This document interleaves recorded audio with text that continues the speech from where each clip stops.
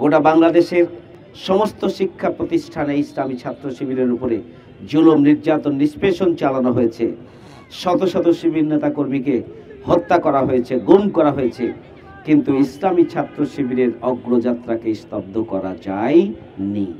যদি আগামীর দিনটাকে পেতে চাও আলোয় ভরা, যদি পেতে চাও রাশেদার আলোকিত বসুন্ধরা, যদি আগামীর দিনটাকে পেতে চাও আলোয় ভরা, যদি পেতে চাও রাশেদার আলোকিত বসুন্ধরা, তবে জ্ঞানের প্রদীপ জেলে দাঁড়িয়ে তোমার দ্বারে আহ্বান করি যে তোমায়, এসো এই আঙিনায়।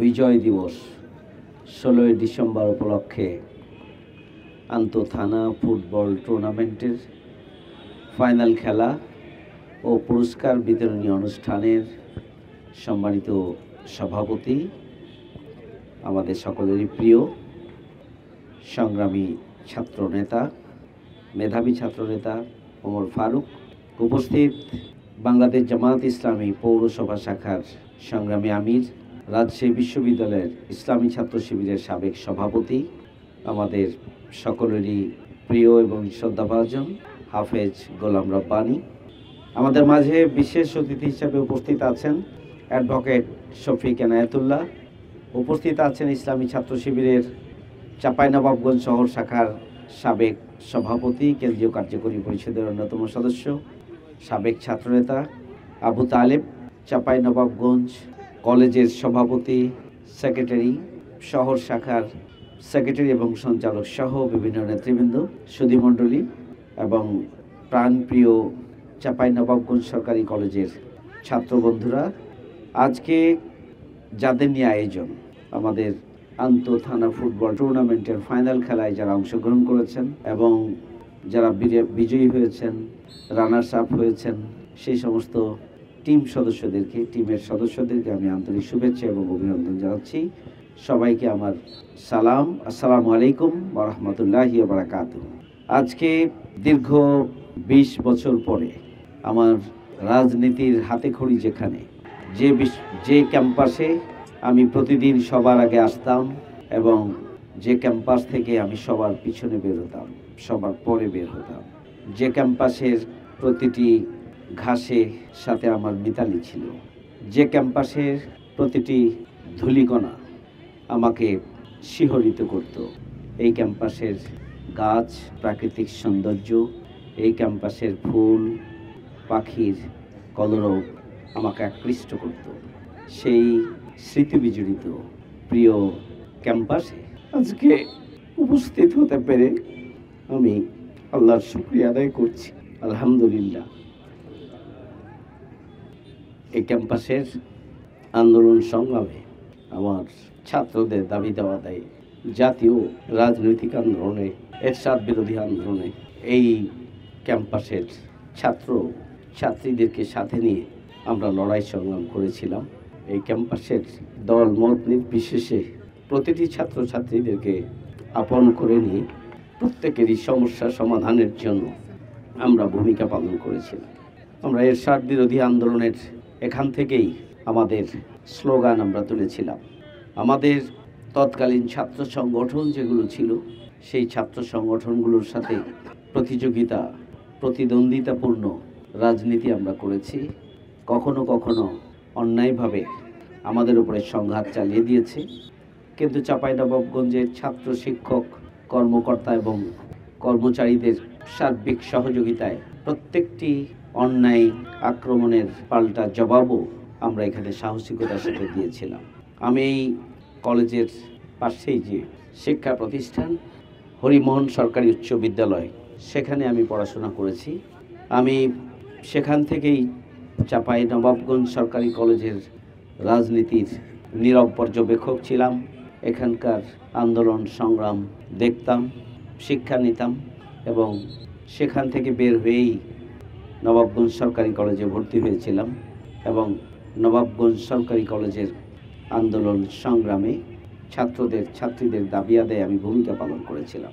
আল্লাহ শুকরিয়া যে আমি এতটুকু বলতে পারি, দল মত নির্বিশেষে বিভিন্ন ছাত্র সংগঠনের মিছিল থেকে আমরা একসাথে চায়ের আড্ডায় বসতে পারতাম ক্যান্টিনের সামনে সবুজ ঘাসের উপরে ক্যাম্পাসের বিভিন্ন জায়গায় বাদাম খেতে বসতে পারতাম এবং মিছিল আমার সামনে থেকেই মিছিল করে এসে আমার সাথে বসতে পারত। এমনও সময় গিয়েছে যে আমি বসে আছি, বিভিন্ন ছাত্র সংগঠনের নেতাকর্মীরা আমার সাথে আছে, তাদের মিছিল শুরু হয়ে গিয়েছে। আমি তাদেরকে বলেছি যে তোমাদের মিছিলটা শেষ করে তারপরে আসো, না হলে তোমাদের নেতৃবৃন্দ মনে করবে যে আমি তোমাদেরকে আটকে রেখেছি। তারা উত্তর দিয়েছে যে আমি ভাইয়ের সাথে বসে আছি, আমার নেতা কি মনে করবে এতে যায় আসে না। এরপরও আমি জোর করে তার মিছিলে তাদেরকে পাঠিয়েছি। এখানে সংঘাত হয়েছে, সংঘর্ষ হয়েছে, কিন্তু এরপরও পারস্পরিক সৌজন্য, পারস্পরিক সম্পর্ক, সম্প্রীতি এবং ভালোবাসার একটা বন্ধন আমাদের মধ্যে ছিল। প্রত্যেকটি মিছিল শেষে খুবই জ্ঞানগর্ভ বক্তব্য প্রত্যেকটা ছাত্র সংগঠনের নেতৃবৃন্দ রাখতেন এবং সাধারণ ছাত্রছাত্রীরা এই সমস্ত বক্তব্যগুলো দূর থেকে দাঁড়িয়ে চারিদিকে শুনতেন, শিক্ষকরা শুনতেন এবং সেই সময়ে জাসদ ছাত্রলীগ, ছাত্র ইউনিয়ন, সমাজতান্ত্রিক দলগুলোর একটা ভালো অবস্থান ছিল। ছাত্রলীগ খুবই দুর্বল সংগঠন ছিল এবং ছাত্রদল ছিল না বললেই ছিল, খুবই ছোট্ট একটা সংগঠন ছিল। আমরা আমাদের নেতৃবৃন্দের মধ্যে আমাদের বোঝাপড়া ছিল, আমাদের সম্পর্ক ছিল, ভালোবাসা ছিল, সম্মান বোধ ছিল। আমরা যেমনিভাবে সংঘর্ষ হলে পরিস্থিতি উত্তপ্ত হয়েছে, কিন্তু আবারও আমরা স্থায়ীভাবে কাউকে ক্যাম্পাস থেকে কখনোই কেউ কাউকে বের করে দেয়নি।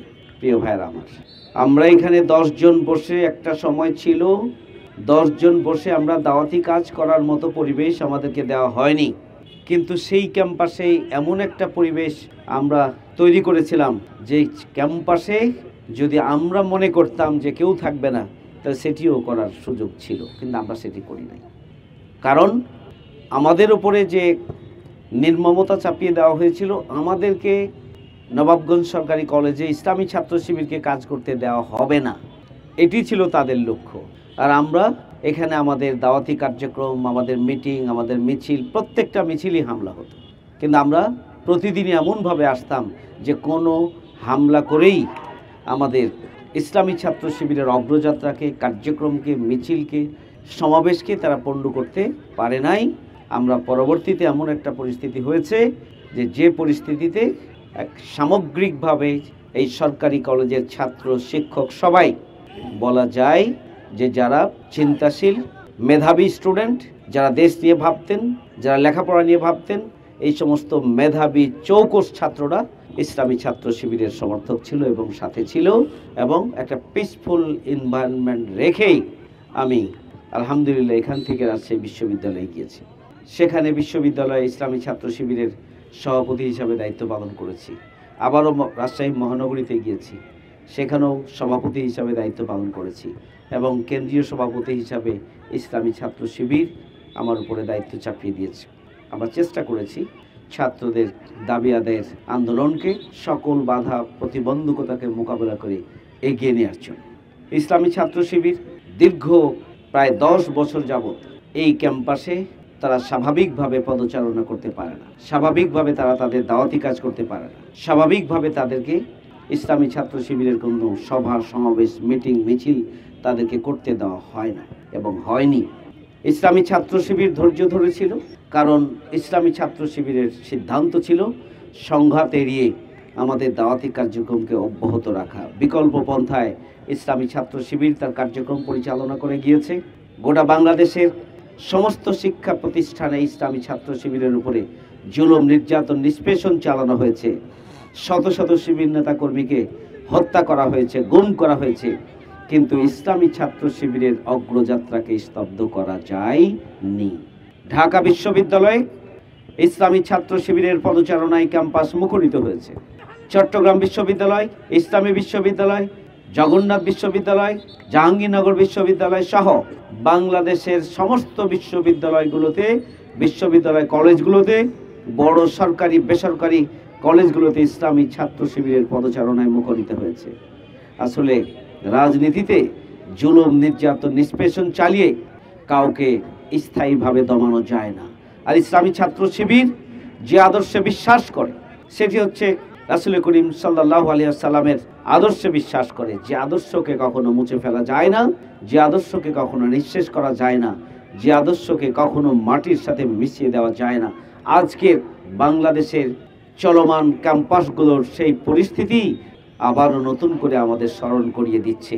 যারা জুলুম চালিয়েছে, যারা নির্যাতন চালিয়েছে, যারা টেন্ডারবাজি করেছে, যারা চাঁদাবাজি করেছে, যারা ক্যান্টিনে খেয়ে দিয়ে বাকি রেখে চলে গিয়েছে, যারা শিক্ষা প্রতিষ্ঠানের কর্মকর্তা শিক্ষকদের উপরে হামলা করেছে, জুলুম করেছে, নির্যাতন চালিয়েছে, যারা ক্যাম্পাসগুলোতে সন্ত্রাসী কার্যক্রমের অভয়ারণ্যে পরিণত করেছিল, যারা ক্যাম্পাসগুলোকে মিনি ক্যান্টনমেন্টে পরিণত করেছিল, আজকে রাষ্ট্রীয় শক্তিকে ব্যবহার করে তারা এই ধরনের তৎপরতা প্রদর্শন করলেও তারা ইসলামী ছাত্র শিবিরের অগ্রযাত্রাকে মুছে ফেলতে পারেনি এবং মুছে ফেলতে পারবেন না ইনশাআল্লাহ। ইনশাআল্লাহ প্রিয় ভাইরা আমার, ইসলামী ছাত্র শিবির সৎ, যোগ্য, দেশপ্রেমিক নাগরিক গড়ে তুলতে চায় এবং দেশপ্রেমিক নেতৃত্ব গড়ে তুলতে চায়, যে নেতৃত্ব দুর্নীতিমুক্ত, সন্ত্রাসমুক্ত, বৈষম্যমুক্ত নতুন বাংলাদেশ গড়ে তুলবে। এটি ইসলামী ছাত্র শিবিরের লক্ষ্য।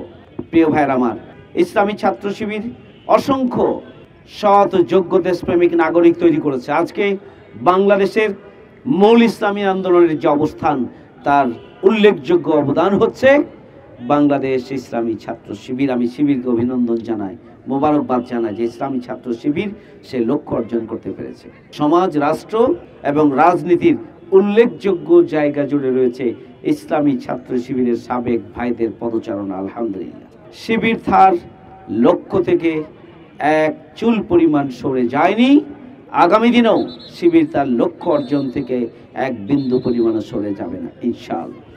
গণঅভ্যুত্থান সংগঠিত হলো, সেই গণঅভ্যুত্থানের সাধারণ ছাত্রদের প্রতিনিধি হিসাবে বাংলাদেশের সমস্ত শিক্ষা প্রতিষ্ঠানে ইসলামী ছাত্র শিবিরও অন্যান্য সাধারণ ছাত্রদের সাথে উল্লেখযোগ্য অবদান রেখেছে। সমন্বয়করা যেমনিভাবে সেই সময়ের চলমান আন্দোলনকে তারা সমন্বয় করেছেন, সাধারণ ছাত্রদের মধ্য থেকে ইসলামী ছাত্র শিবিরের নেতৃবৃন্দও সমন্বয়ের ভূমিকা পালন করে একটা সফল গণ অভ্যুত্থানের জন্য যে ছাত্রদের নেতৃত্বের অন্যতম গুরুত্বপূর্ণ অংশীদার হচ্ছে ইসলামী ছাত্র শিবির। প্রিয় ভাইরা আমার, এই নতুন বাংলাদেশ আমাদেরকে ছাত্র এবং যুবকরা এনে দিয়েছেন। এই নতুন বাংলাদেশের স্লোগান হচ্ছে উই ওয়ান্ট জাস্টিস, আমরা ন্যায় বিচার চাই।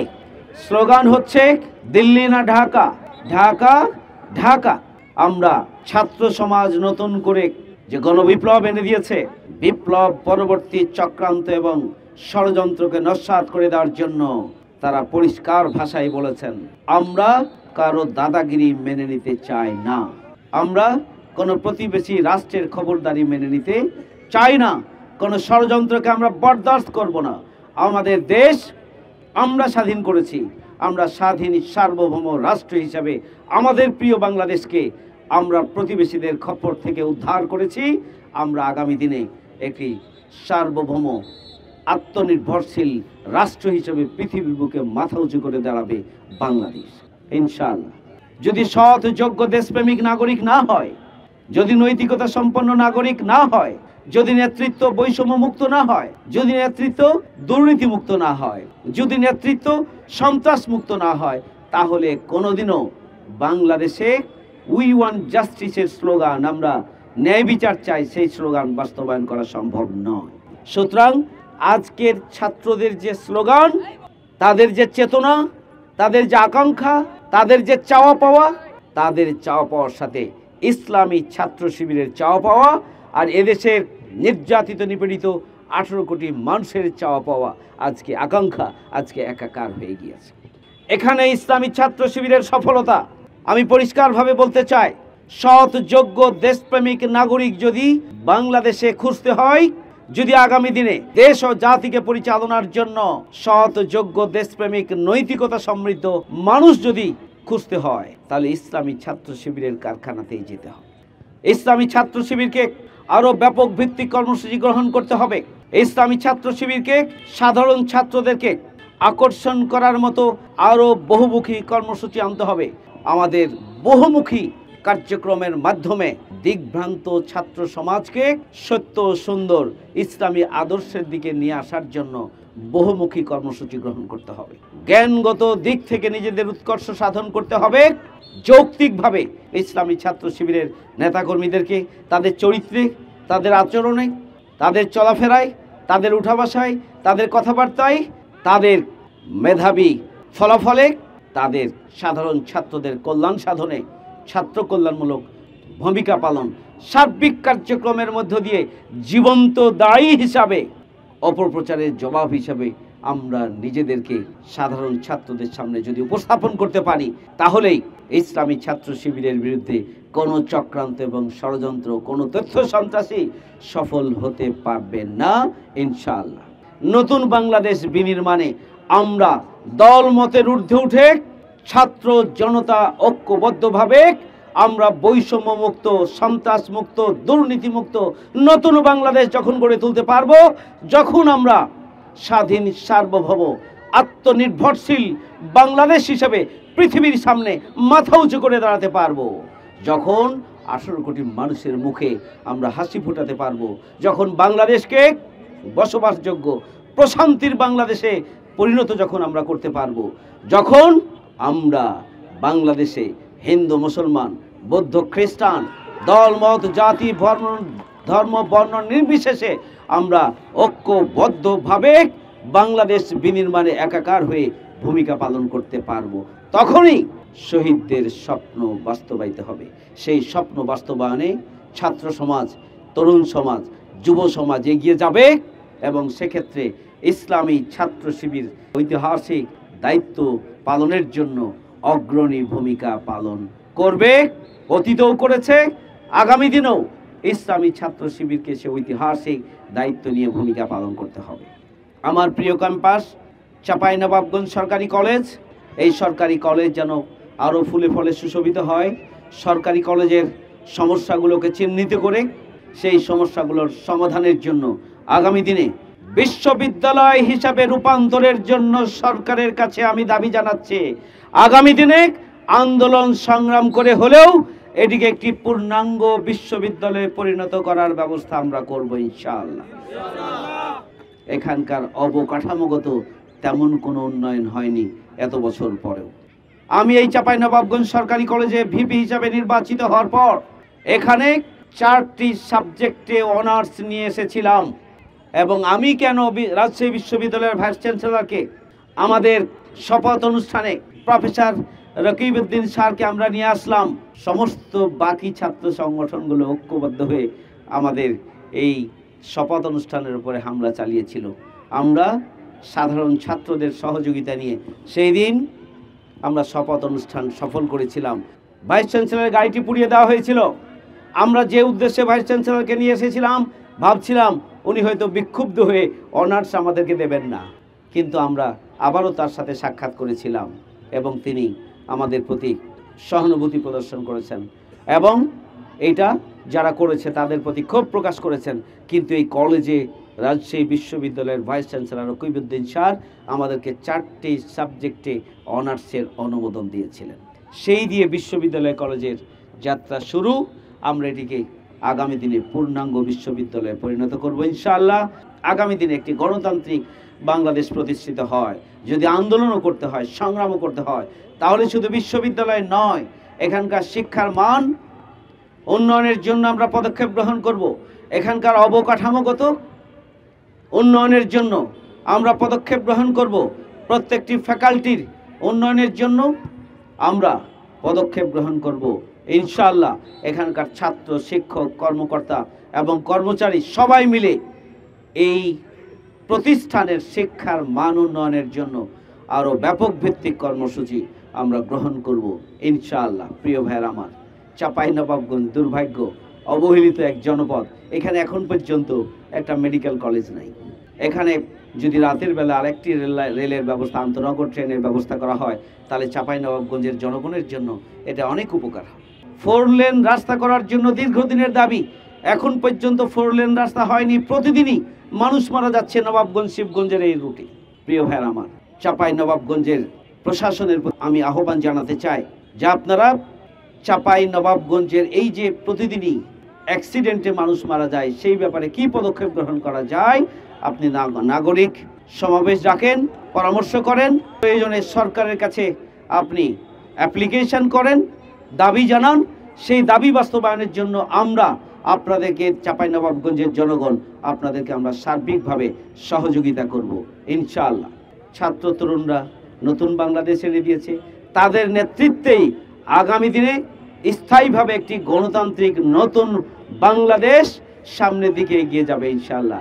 এবং সেই জন্য আমি সবার আন্তরিক সহযোগিতা কামনা করে আমার বক্তব্য এখানে শেষ করছি। আল্লাহ আমাদের সহায় হন এবং ইসলামী ছাত্র শিবির আগামী দিনে ছাত্রদের সমস্যার সমাধানের একটি অন্যতম সূতিকাগার হিসাবে গোটা বাংলাদেশে বিনির্মাণের জন্য অন্যতম ঐতিহাসিক গুরুত্বপূর্ণ ভূমিকা রাখুক সে প্রত্যাশা ব্যক্ত করে সবাইকে আবারও ধন্যবাদ জানিয়ে আমার কথা শেষ করছি। আল্লাহ হাফেজ। বাংলাদেশ জিন্দাবাদ, বাংলাদেশ ইসলামী ছাত্র শিবির জিন্দাবাদ। আমার প্রাণের ক্যাম্পাস, আমার রাজনীতির হাতেখড়ি চাঁপাইনবাবগঞ্জ সরকারি কলেজ দীর্ঘজীবী হোক। সবাইকে ধন্যবাদ। আসসালামু আলাইকুম। যদি আগামীর দিনটাকে পেতে চাও আলোয় ভরা, যদি পেতে চাও রাশেদার আলোকিত বসুন্ধরা, যদি আগামীর দিনটাকে পেতে চাও আলোয় ভরা, যদি পেতে চাও রাশেদার আলোকিত বসুন্ধরা, তবে জ্ঞানের প্রদীপ জেলে দাঁড়িয়ে তোমার দ্বারে আহ্বান করি যে তোমায়, এসো এই আঙিনা মুক্তির মোহনা, এসো এই আঙিনায় মুক্তির মোহনায়। যদি আগামীর দিনটাকে পেতে চাও আলোয় ভরা, যদি পেতে চাও রাশেদার আলোকিত বসুন্ধরা, তবে জ্ঞানের প্রদীপ জেলে দাঁড়িয়ে তোমার দ্বারে আহ্বান করি যে তোমায়, এসো এই আঙিনা মুক্তির মোহনা, এসো এই আঙিনা মুক্তির মোহনা। লক্ষ প্রাণে বিনিময়ে পেলাম স্বাধীনতা, তবু কেন আজ মৃত্যুর দ্বারে কাঁদছে মানবতা? লক্ষ প্রাণে বিনিময়ে পেলাম স্বাধীনতা, তবু কেন আজ মৃত্যুর দ্বারে কাঁদছে মানবতা? আমার সোনার দেশ গড়তে হবে, ষড়যন্ত্রের বাধা রুখতে হবে, আমার সোনার